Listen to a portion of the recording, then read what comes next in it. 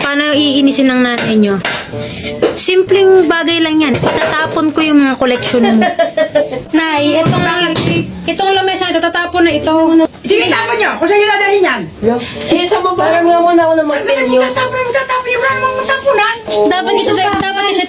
Dapat kasi te, ang salita mo mahinaon. Itatapon na namin ito. Sige, ilakas nyo! Tatapunan! Ano to?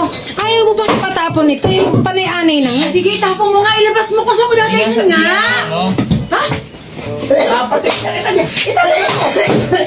Ang kagandahan kay nanay kasi talaga kapag kaya pa magamit, ginagamit pa. Ngayon, ito hindi na kayang magamit, gusto pang ayusin. Ay, tatapon sa kanal. Pagtitripang ko sa loob. Pag nga rin maglinis na ako sa loob. Ako na rin to. To. Ikaw, itapon.